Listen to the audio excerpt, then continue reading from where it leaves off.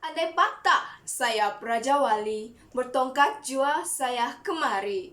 Bukan karena ingin bermimpi, tetapi untuk membawa Anda semua menyelami mauduk pidato saya yang berbunyi, masyarakat tanpa tunai, sudahkah kita bersedia? Sambutlah salam sejahtera, salam bulan literasi keuangan KPM Anjuran Institut Pendidikan Guru Malaysia 2020. Semarak kasih, sekalung budi Tuan Pengurusi Majlis, barisan panel hakim yang arif lagi berjaksana, dan seterusnya para hadirin pencetus revolusi minda yang saya muliakan. Berada di alam fata morgana, nun jauh di sana. Sebelum kaki mengorak langkah lebih jauh dan sebelum saya merungkai dengan lebih terperinci, izinkan saya untuk menjelaskan dengan lebih mendalam mengenai tajuk pidato saya pada hari ini. Masyarakat tanpa tunai membawa maksud rakyat yang tidak membawa bersama tunai untuk tujuan transaksi dan lain-lain yang melibatkan tunai. Keadaan ini lebih afdal jika disebut sebagai e-tunai, yaitu transaksi pembayaran secara atas talian. Secara konotasinya, masyarakat tanpa tunai bukanlah bermaksud masyarakat yang tidak mempunyai tunai, tetapi adalah masyarakat yang melakukan aktiviti jual beli secara atas talian seiring dengan kemajuan teknologi terkini. Hadirin yang dihormati sekalian, gelombang digital yang melanda teknologi keuangan generasi kini telah menarik perhatian dan pilihan pengguna pada hari ini, dipacu oleh penawaran dan penyediaan pelbagai perkhidmatan dan platform digital. Ini termasuklah perkhidmatan perbankan online, pembayaran elektronik tanpa sentuh maupun panggilan elektronik e-hailing dan dompet elektronik e-dompet di pasaran. Kesemua teknologi serta platform yang telah wujud di negara kita ini akan membantu dalam mewujudkan masyarakat tanpa tunai jika ia diperluaskan ke seluruh negara dengan sebaik mungkin. Tambahan pula, segala urusan harian semakin mudah diuruskan daripada memesan makanan atau minuman secara dalam talian, sehinggalah kepada membeli kereta dalam talian beli belah. Justru itu, seseorang itu juga tidak perlu melangkah masuk ke mana-mana bank untuk membuat bayaran tertentu kerana segala-galanya kini di hujung jari.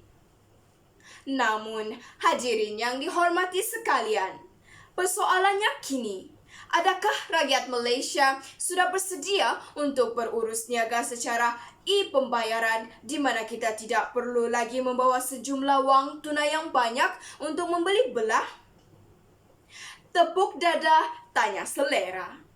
Umum mengetahui bahawa pendedahan mengenai kaedah pembayaran sebegini juga akan membantu rakyat untuk meningkatkan tahap keselamatan diri mereka sendiri. Kerana hari demi hari, kes ragut di dalam negara kian meningkat. Warga pendengar yang budiman, melalui pemerhatian umum, Malaysia masih lagi jauh dalam perjalanan untuk menjadi masyarakat tanpa tunai. Berikutan tabiat rakyat Malaysia yang lebih suka berbelanja menggunakan tunai untuk pembayaran. Mereka merasakan wang yang dipegang secara fizikal akan lebih nampak bernilai dan membuatkan mereka berhati-hati ketika berbelanja supaya dapat berjimat cermat.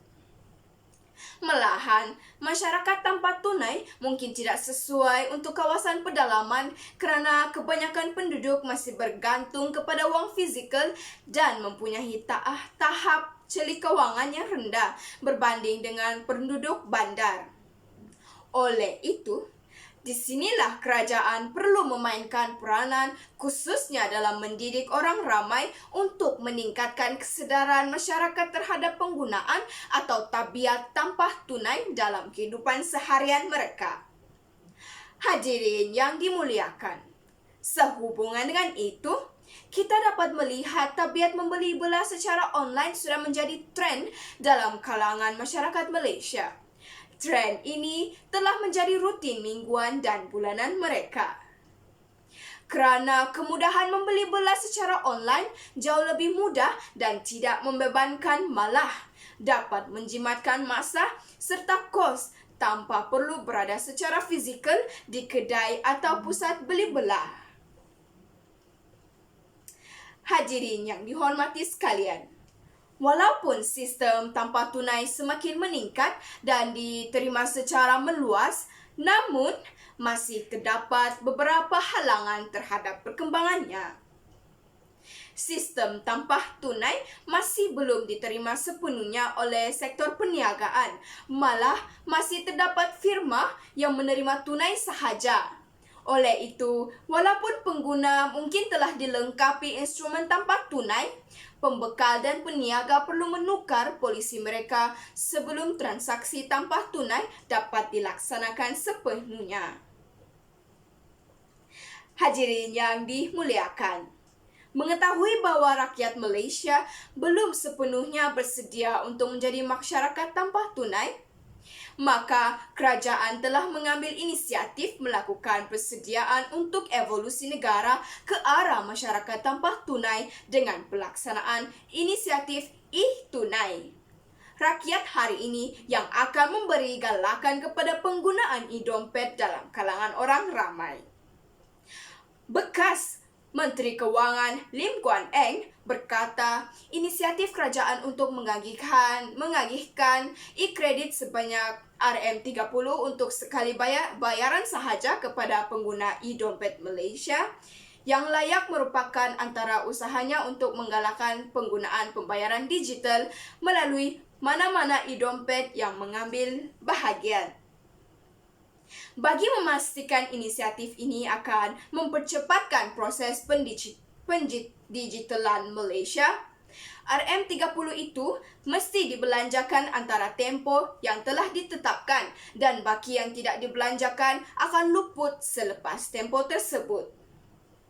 Namun, perlu juga diingatkan, kita tidak boleh terlalu bergantung kepada kaedah pembayaran secara e-pembayaran ini kerana ia berkemungkinan besar akan meletakkan negara kita dalam risiko, terutama apabila wujud ancaman keselamatan dan kebimbangan geopolitik.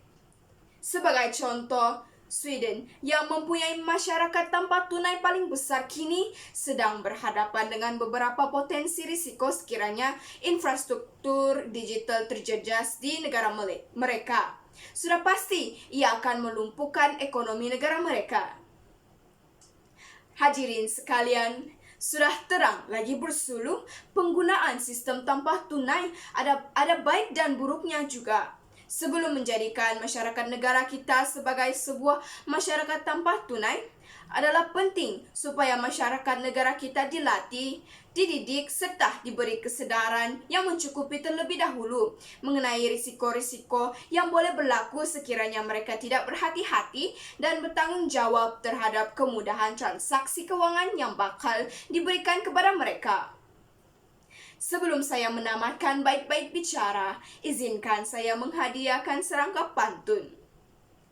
Bunga dedap di atas parah, anak dusun pasang pelita. Kalau tersilap tutur bicara, jemari disusun, maaf dipinta.